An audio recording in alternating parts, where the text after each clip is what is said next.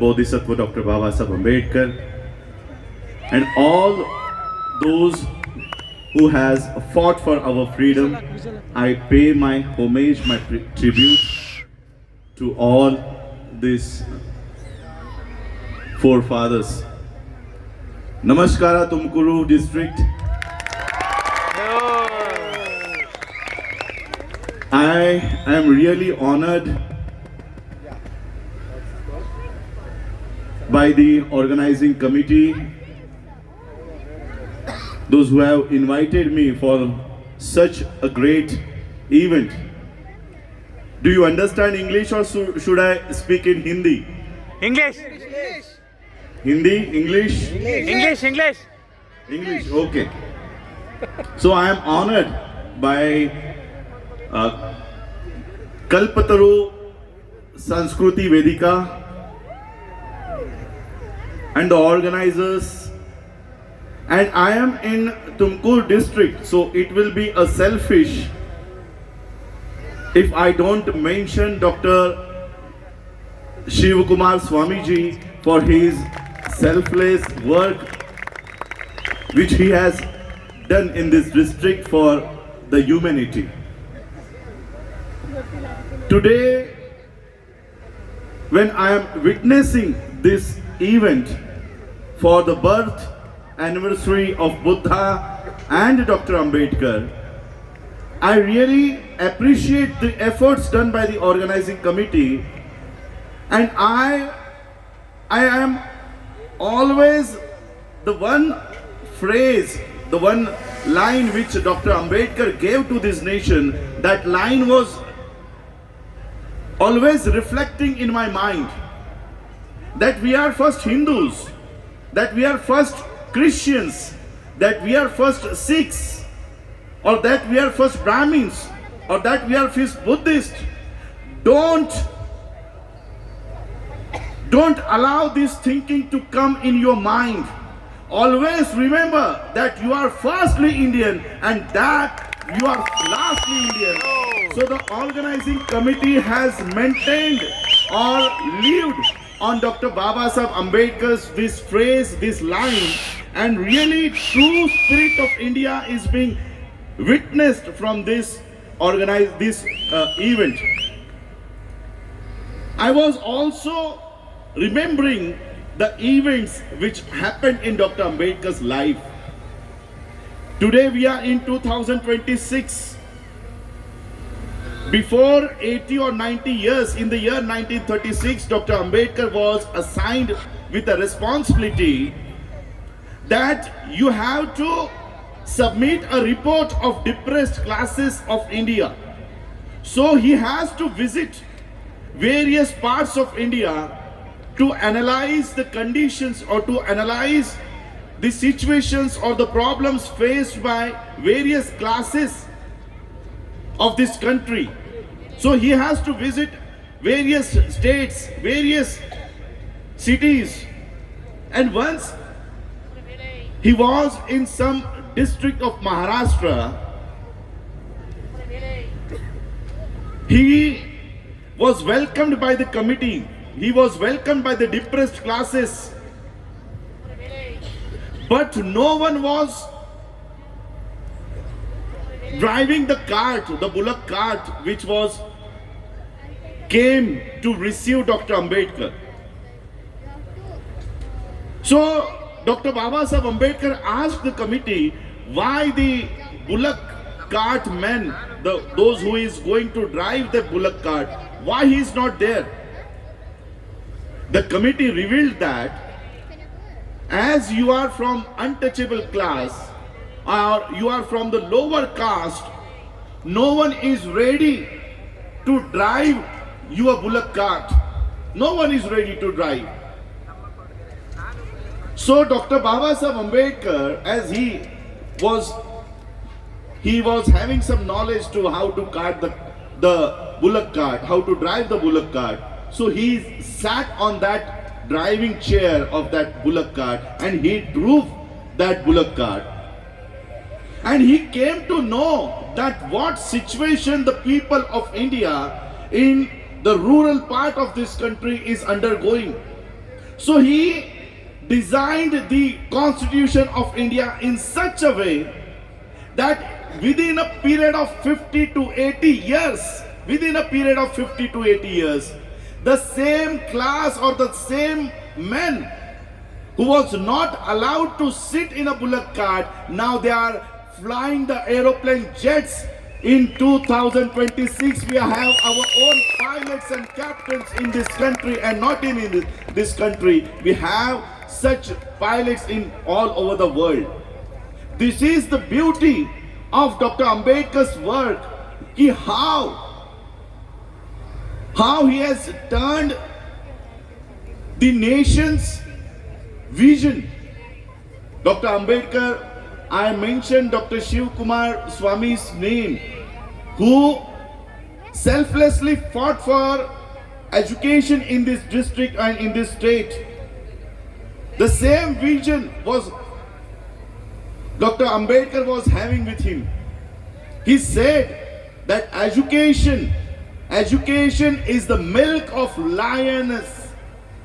Those who will drink this milk, they will roar in this country, and that is the main vision of Dr. Babasaheb Ambedkar.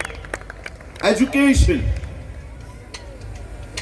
I will just mention, because you are going to enjoy these cultural events which I was also enjoying while sitting over here.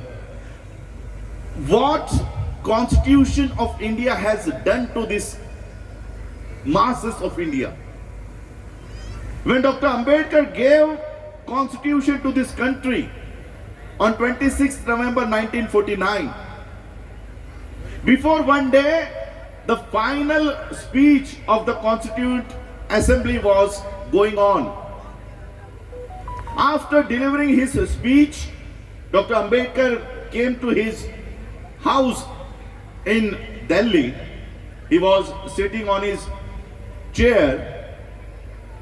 He closed his eyes and he was thinking some events of his life. And he came to the event when his beloved son Raj Ratna, the name which I carry is my grandfather's name. Dr. Ambedkar is my great grandfather. Dr. Ambedkar's son Raj Ratna, at the age of 2.6 years, 2.5 years, he got double pneumonia in the year 1926. And at that time, we were not having any doctors or nurses in our community. So while having money in his pockets, no doctor or no nurse was allowed to touch that child because he was some untouchable child. So while offering the money also, no medical treatment was available for Dr. Ambedkar's child. After giving Constitution to the India, Dr. Ambedkar came back to his residence. He closed his eyes and tears went down from his eyes. Dr. Ambedkar's secretary Nanak Chand Rattu was standing behind him. Dr. Ambedkar was crying. Nanak Chand Rattu saw this. Nanak Chand Rattu asked Dr. Ambedkar, why you are sad? Why are you crying? Why are you crying? Dr. Ambedkar opened his eyes and he said, Rattu, my child Raj Ratna was suffering from double pneumonia. And no one was allowed to touch him because he was an untouchable.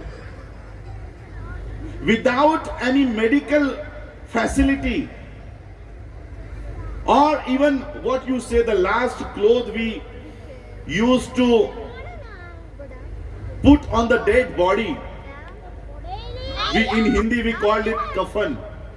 The last final cloth in which you bury the child. Dr. Ambedkar was not having that money at that time to buy that cloth. So that Raj Ratna has to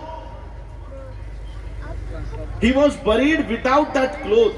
Mata Ramabai, she tore her sari and applied and put that sari on that dead body. This event Dr. Ambedkar recollected when he gave constitution to this India. Hello. And Nanak Chandra Rattu was asking, why are you crying? Dr. Ambedkar said, Ki Rattu, when my child was dying, I was not able to put the final cloth on his body also. My Rajratna has to go from this world without that cloth. But Rattu, I have made this constitution in such a way, I have designed this constitution in such a manner that my coming Rajratna, that my coming generation, they will be born in suit and blazers in this country.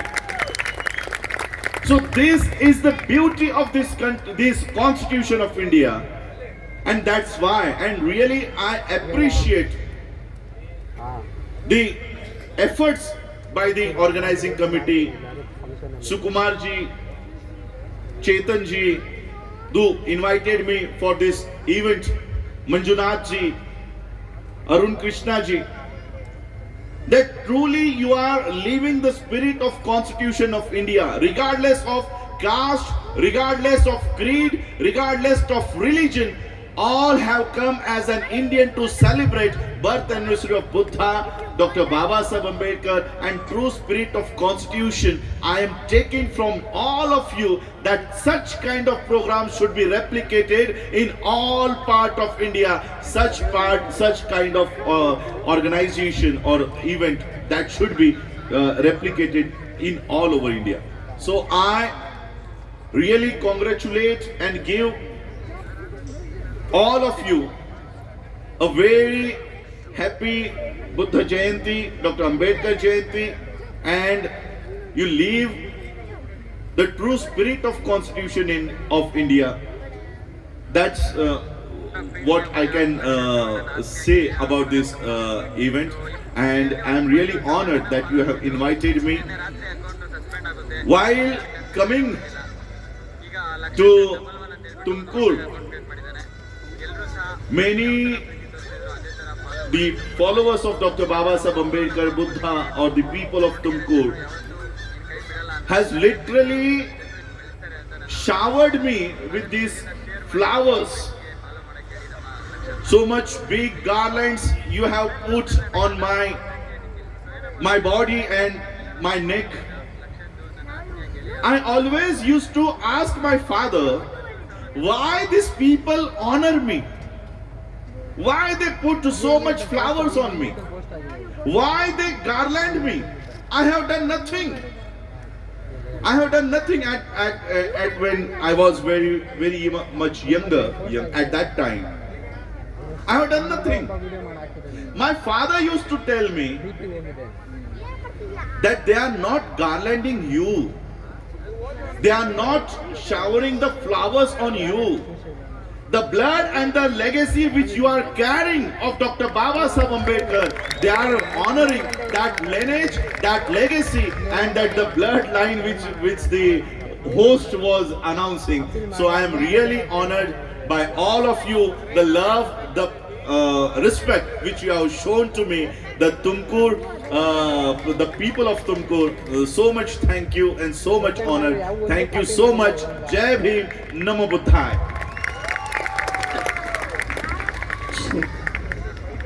It meant a lot, sir. Thank you so much for joining with us.